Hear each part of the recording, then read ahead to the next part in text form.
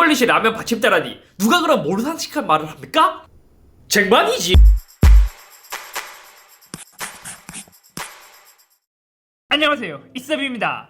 1년이 넘는 시간 동안 후속작이 출시되지 않았다가 드디어 공개된 제품, 오늘은 갤럭시 탭 S8 울트라 언박싱과 첫인상에 대해 살펴보려고 합니다. 최근 댓글들에 그런 게 있더라고요. 막 돌았나? 왜 갤럭시 탭 리뷰 안 올려? 답은 간단하죠. 삼성에서 빌려주지는 않더라고요.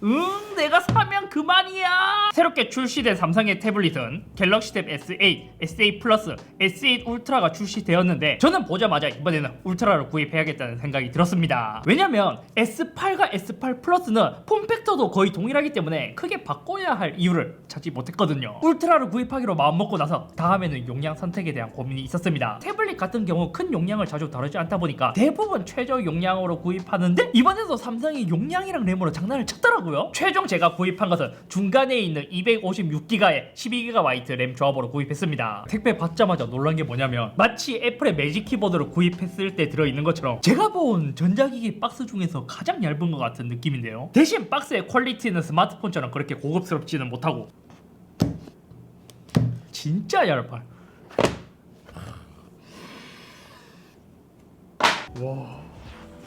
와, 크기는 진짜 크다. 내부 구성품은 S펜이 하나 들어있고, 그리고 C2C 케이블 하나, 유심 찌르는 거랑 간단 사용 설명서. 와, 이번에 진짜 충전기 안 들어있네. 그래도 아이패드는 충전기 주는데 삼성에서 항상 부들부들한 재질. 예. 근데 생각보다 완전 소름 끼치게 크진 않은데요. 외관부터 둘러보자면 지금 제 손바닥보다 훨씬 더 큰 사이즈로 되어 있습니다. 일반 갤럭시 탭 S7 플러스에 비해서는 훨씬 크고 어마어마한 사이즈임에도 불구하고 아까 말했던 것처럼 지금까지 나온 갤럭시 탭 시리즈 중에서 가장 얇은 두께를 가지고 있습니다. 아마 스마트폰보다 훨씬 더 얇을걸요. 얘 같은 경우 5.5mm, 이전에 제가 쓰고 있던 갤럭시 탭 S7 플러스는 5.7mm. 웃긴 게 울트라는 S8과 S8 플러스보다 더 얇은 두께를 갖고 있습니다. 게다가 S7 플러스보다 화면 크기가 더 크기 때문에 상대적으로 손으로 잡았을 때의 두께가 훨씬 더 얇아지게 느껴진다는 점. 후면 크기 차이도 한번 보면 S7 플러스와 비교시 이게 막 엄청 큰 건 아닌데 가로폭이 훨씬 더 크고 세로폭은 이제 비교적 조금 더 작게, 생각보다 그렇게 소름 끼치게 크진 않습니다. 이번 울트라는 그라파이트 단색으로만 출시되었습니다. 이번 S8 시리즈의 특징은 S펜 부착 부위가 모두 검정색으로 변한 것이 특징입니다. S7 시리즈는 기기의 색깔과 맞게 통합해서 이러한 부분들을 살렸는데 이번에는 검정색으로 모두 통합을 했기 때문에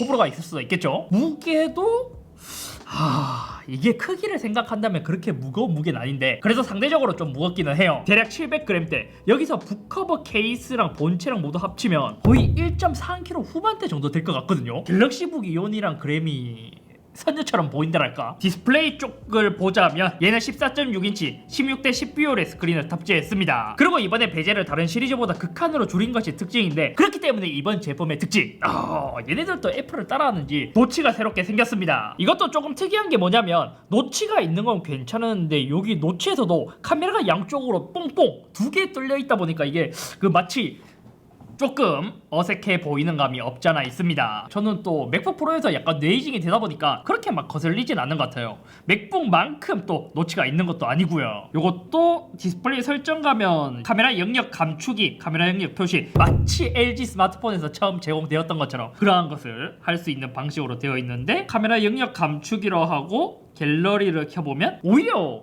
이게 더 어색한데요. 전체적인 비율을 보잖아요. 그럼 위쪽에 베젤이 더 크게 튀어나와 있는 듯하고 특히 OLED 패널의 특성상 옆으로 봤을 때 블랙과 이런 베젤 블랙과 차이가 있기 때문에 이거는 굉장히 어색해서 그냥 기본값으로 쓰는 게 오히려 더 나을 것 같아요. 그리고 당연히 기존처럼 120Hz를 지원하고 그리고 16대 10비율에 관한 이야기, 얘는 스크린이 크게 출시된 만큼 필기나 여러가지 그림 작업을 하기에 좀 적합한 용도로 출시가 되었죠. 제가 항상 탭을 리뷰하면서 이야기했던 게 뭐냐면 필기나 문서 보는 위주로 하면 아이패드의 4대3 비율이 좋다고 이야기를 했고 그동안 갤럭시 탭은 비율상 세로로 쓰기 어려웠는데 재미있게 화면 크기를 더 늘려버리니까 여전히 세로로 더 길기는 하지만 사용성이 확실히 더 좋아졌더라고요. 예를 들어 기존 갤럭시 탭에서는 PC 화면으로 웹서핑하기에 글자가 작아서 이제 세로로 쓴다면 확대를 해서 봐야 했는데 지금은 그냥 편하게 볼 수 있을 정도. 의외로 되게 괜찮더라고요. 멀티태스킹에 관한 이야기. 얘 같은 경우 멀티태스킹을 좀 더 지원하려나?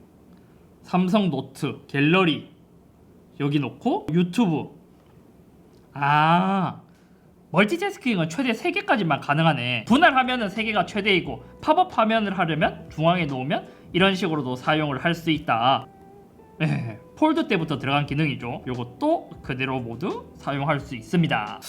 이 전작인 갤럭시 탭 S7과 비교하자면 와, 이렇게 보면 베젤의 차이도 확실히 많이 이제 얇아진 게 체감되기도 하고, 요거를 맞추면 한 요정도? 이 정도 하면 S7 플러스랑 세로 모드가 좀 비슷한 사이즈가 되기도 합니다. 물론 전체적인 면적은 조금 더 작긴 하지만요, 그만큼 이 자체의 스크린 사이즈가 굉장히 크다는 거죠. 그리고 간혹 여기서 뭐 인강을 하나 틀어놓고 오른쪽에는 노트로 필기한다 이러한 이야기도 있는데, 사실 이렇게 하면 거북목 제조기가 될 수도 있습니다. 그리고 이번 제품을 지금 사용하면서도 조금 아쉬운 건 빛 반사가 꽤 크다는 것이 단점인 것 같아요. 이 정도 되고 있고 코팅이 된 아이패드가 이 정도? 갤럭시는 왜 이 빛 반사 방지를 안 해주는 걸까? 물론 빛 반사가 아이패드에 비해 더 심하다고 하더라도 S7 플러스를 사용해본 결과 막 이게 엄청 큰 부분을 차지해서 못 쓸 정도는 아니지만 항상 이렇게 빛 비칠 때를 보면 아쉽다라는 생각이 항상 들기는 해요. 그리고 이제 크기 차이 조금 더 볼까요? 얘 같은 경우 정보에 있어서 차이를 보면 일단 가로로 했을 때 이 정도이고 세로로 했을 때는 이 정도로, 이렇게 보면 이거 사이즈는 되게 좋긴 하다. S7 플러스와 비교했을 때 이 정도. 지금 한 가지 발견한 점, 이게 세로로 돌릴 때 회전 속도가 굉장히 빨라졌는데요. S7 플러스가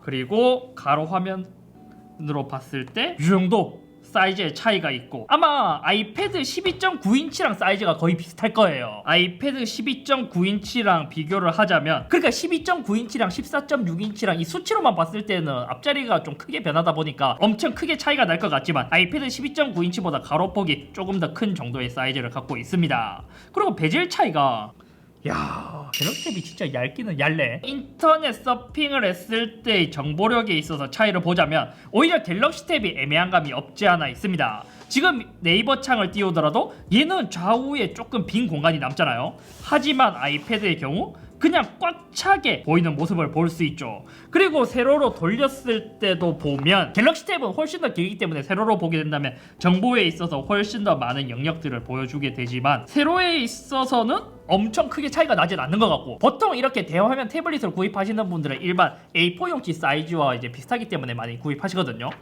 아이패드 같은 경우 A4용지와 비교했을 때 위쪽이 살짝 더 작은 정도이고, 갤럭시 탭에 비교했을 때는 오히려 위쪽이 좀 더 많이 남는 모습을 볼 수 있습니다. 좌우의 폭도 아이패드는 길이가 조금 더 크고 갤럭시 탭은 오히려 A4보다 조금 더 작은 사이즈를 갖고 있어요. 똑같은 PDF 문서를 동일한 앱으로 한번 열어봤습니다.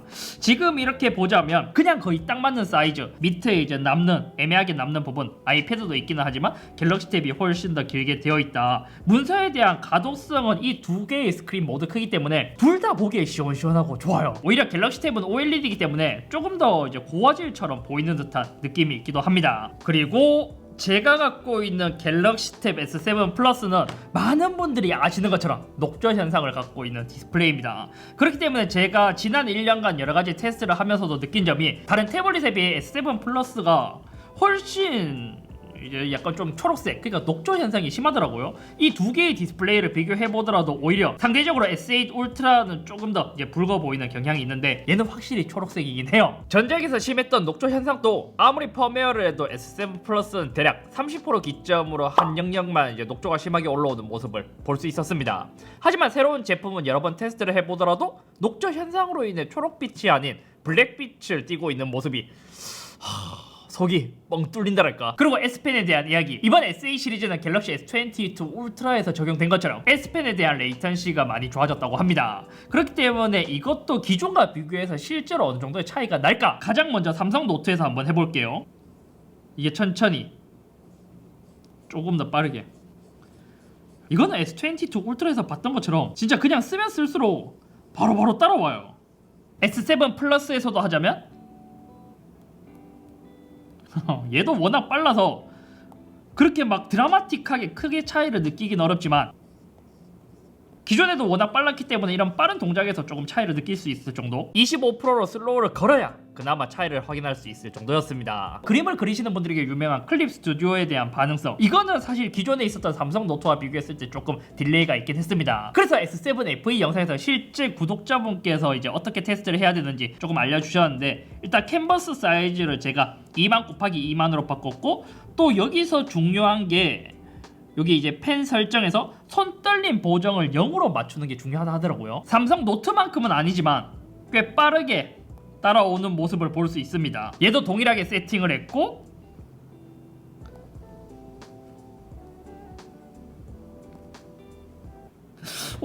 생각보다 여기서는 크게 차이가 나지 않는 것 같기도 한데요. 하지만 여기서 지금 제가 테스트를 하면서 느낀 점은 확실히 스크린 사이즈가 엄청 커지다 보니까 얘는 진짜 팔레트에서 그림을 그리는 듯한 느낌이라면 얘는 그냥 조그마한 태블릿에서 그림을 그리는 듯한 느낌이 나고 있습니다. 제가 조금 더 조사를 해본 결과 이렇게 개선된 레이턴시의 경우 삼성 노트 기준으로 개선이 된 것이지 서드파티 앱에서는 아직까지 지원되지 않는다고 합니다. 그리고 드디어 성능! 갤럭시 S22 리뷰할 때는 이 벤치를 돌리지 말라 해갖고 제가 돌리지 못했는데 내돈내산 한 거기 때문에 그냥 바로 돌려봤습니다. 갤럭시 S22 시리즈와 갤럭시 탭 SA 시리즈는 모두 퀄컴의 스냅드래곤 8 젠 1이 탑재되었습니다. 가격은 울트라인데 성능은 울트라가 아닌데요. 얘와 비교 대상이라고도 할 수 있는 아이패드 프로 12.9인치와 비교를 하자면 걔 같은 경우 스마트폰보다 훨씬 더 뛰어난 프로세서를 박아줬음에도 불구하고 얘는 스마트폰에 들어간 것과 동일한 프로세서를 탑재했습니다. 싱글코어 점수로만 본다면 몇 년 전 출시한 아이폰 SE 2세대보다 조금 더 낮은 수치이고, 멀티코어는 아이폰 SE 2세대보다 조금 더 높은 수치이죠. 하지만 아이패드 프로 12.9인치는 M1이 탑재되어 있기 때문에 그와 비교해서는 싱글코어나 멀티코어 모두 엄청나게 크게 격차가 벌어지는 모습을 볼 수 있습니다. 근데 이거는 사실 어쩔 수는 없어요. 애플이 독자적으로 설계해서 A칩의 프로세서가 굉장히 좋다 뿐이지, 그것을 제외한 나머지 제조사들은 뭐 퀄컴의 프로세서 아니면 삼성의 엑시노스 이런 거를 써야 하다 보니까 삼성에서도 어쩔 수 없는 부분이기도 하죠. 이번에 특이하게 재미있는 점이 있습니다. 갤럭시 탭 S7이 처음에 나왔을 때 클립 스튜디오를 지원하기 시작했고, 이번에는 아이패드에서 영상 편집으로 유명한 앱 루마 퓨전도 지원하기 시작했어요. 아이패드보다 더 장점이라면 안드로이드의 경우 파일 관리를 아이패드보다 더 쉽게 할 수 있기 때문에 그에 있어서 장점이 있기는 하지만 이 성능 차이가 워낙 나다 보니까 특히 영상 편집 같은 경우 얘가 지원을 한다는 점은 좋기는 한데, 영상 편집하려면 그냥 아이패드를 쓰는 게 더 낫다. 어차피 당분간 아이패드의 성능을 따라가기에는 굉장히 어렵고 1년이 지났기 때문에 곧 출시할 새로운 아이패드 프로의 경우 M1의 후속작을 탑재할 예정인데, 그러면 격차가 훨씬 더 벌어지겠죠. 그런 것을 보면 갤럭시 탭 S8 울트라를 사야 하는 이유라면 압도적인 성능이어서가 아니라 이렇게 큰 화면, 와콤 탑재로 있는 S펜에 대한 필기감, 이러한 메리트로 선택하는 거예요. 충전의 경우 45W 고속 충전을 지원하고 11200mAh의 배터리가 탑재되어 있습니다. 마지막으로 이러한 태블릿을 리뷰하면 항상 받는 질문, 아이패드를 살까요? 갤럭시 탭을 살까요? 사실 이게 답이 정해져 있진 않죠. 개인적으로 취향 차이에 따라 고르면 된다고도 볼 수 있는데, 아이패드나 갤럭시 탭이나 둘 다 상관없다면 대체로 보통은 아이패드를 저는 추천드리고 있습니다. 왜냐면 애플은 아이패드 OS와 iOS가 따로 구분되어 있어서 앱 생태계도 좋고 갤럭시 탭보다 훨씬 더 많은 앱 종류로 인해 활용도가 더욱 좋기 때문이죠. 하지만 제가 갤럭시 탭을 추천하는 경우가 몇 가지 있긴 합니다. 일단 멀티태스킹을 할 때는 갤럭시 탭이 훨씬 더 좋고, 비율도 영상 최적화니까 영상을 자주 본다면 갤럭시 탭이 훨씬 더 좋고, 특히 갤럭시 탭의 필기감이나 가성비적인 측면으로 봤을 때는 나쁘지 않다고 생각되기 때문입니다. 취향 차일 수도 있겠지만 그림을 그릴 때는 저는 애플 펜슬을 더 선호하는 편이고, 그냥 단순 필기를 할 때는 요 S펜의 느낌을 훨씬 더 선호하고 있습니다. 그리고 삼성이 갤럭시 탭도 꾸준히 내면서 여러가지 앱이나 생태계에도 많이 노력을 하고 있기는 한데, 삼성이 구글, 그러니까 안드로이드를 만드는 게 아니다 보니까 어느 정도 한계가 있는 게 단점이랄까. 그리고 가성비적인 측면으로 보자면 아이패드 프로 12.9인치는 128GB 기준 137만 9천원, 갤럭시 탭 S8 울트라는 128GB 기준 137만 8,300원에 출시했습니다. 거의 700원 차이밖에 나지 않기 때문에 사실 본체 가격 기준으로는 둘 다 비슷합니다. 그럼 당연히 솔직히 아이패드 프로를 구입하는 게 더 맞기도 하고요. 와, 근데 생각해보니까 갤럭시 탭도 진짜 많이 비싸졌다. 하지만 차이가 있다면 갤럭시 탭의 경우 이러한 S펜을 기본으로 제공해 준다는 것이고, 아이패드의 경우 16만 5천원 상당의 애플 펜슬을 따로 구입해야 되기 때문에 이러한 전체적인 구성으로 본다면 가성비적인 측면에서는 갤럭시 탭이 더 유리할 수도 있습니다. 게다가 갤럭시 탭은 할인을 더 많이 해주기 때문에 이러한 할인을 노리게 된다면 훨씬 더 가성비 있게 구입을 할 수도 있고요. 단순히 비교하자면 가성비적인 측면에서는 갤럭시 탭이 나쁘지 않더랄까. 근데 생각해보니까 이 정도 가격이라면 가성비를 따지기에는 애매한가? 결론적으로 둘 중에서 뭐를 사야 하냐고 물으신다면, 대중적이고 앱 생태계가 좋고 성능을 따지면 문서를 자주 보고 그림도 자주 그리고 게임을 많이 한다면 저는 아이패드를 추천드립니다. 하지만 멀티태스킹을 할 일이 많고 영상을 자주 보며 필기를 많이 하고 가성비도 더 있고 내가 주로 사용하는 앱 위주로만 사용한다면 갤럭시 탭이 괜찮을 것 같더라고요. 오늘의 첫인상, 아마 학생분들께서 새롭게 입학하면서 노트북을 구입해야 되냐 태블릿을 구입해야 되냐 많이 고민들을 하실 텐데, 아마 이번 갤럭시 탭의 화면이 크게 나왔기 때문에 더더욱 많이 고민할 것이라고 생각됩니다. 하지만 제 개인적인 생각으로 화면이 커서 시원시원하긴 하지만 이 태블릿이 노트북을 대체할 수 없다고 생각해요. 아직까지는 태블릿과 노트북의 차이가 확실히 크게 난다랄까. 예를 들어 갤럭시 탭보다 훨씬 더 앱의 생태계가 좋은 아이패드도 노트북을 대체하기 어려운데 그에 비해 더더욱 부족하기 때문이죠. 필기 위주로 쓴다면 이러한 태블릿을 추천드릴 수는 있지만 그 외에는 웬만하면 노트북의 구입을 추천드리고 싶습니다. 심지어 이러한 패드와 키보드까지 연결하잖아요. 그럼 웬만한 노트북보다 훨씬 더 무겁기 때문에 들고 다닐 때 더욱 부담되기도 하고요. 제가 생각했을 때 태블릿은 아직까지 그래도 PC가 있는 상태에서 들고 다니면서 서브로 쓰기에 괜찮은 그러한 제품이 아닐까 싶습니다. 그리고 이러한 큰 제품들은 필기나 그림 그릴 때 좋은 녀석들이잖아요. 그렇기 때문에 만약 영상, 그러니까 뭐 컨텐츠 소비 용도로 구입한다면 이렇게 대화면을 가진 제품보다 오히려 얘보다 조금 더 작고 OLED를 탑재한 갤럭시 탭 SA 플러스 제품의 구입을 추천드릴게요. 아무튼 오늘은 여기까지며, 오늘은 간단히 이렇게 새롭게 바뀐 뭐 갤럭시 탭 SA 플러스, SA 플러스가 아니라 SA 울트라에 대해 살펴봤는데, 일단 이제 화면이 커진 게 생각보다는 되게 괜찮고 생각보다는 그렇게 엄청 크진 않다. 그리고 많이 아쉬운 점은 이게 가격에 비해 스펙이 너무 낮다. 저는 개인적으로 새로운 시리즈가 전작에 비해서는 만족도가 더 높긴 하거든요. 근데 한 가지 걱정되는 점이라면, 기존 전작은 이제 미국에서 안 팔려갖고 엄청난 할인해서 한국에서도 직구해서 샀잖아요. 이번 모델은 뭐 그런 경우는 없었으면 좋겠습니다. 그럼 저처럼 사전 예약으로 산 사람들은 거의 호구가 되는 거지.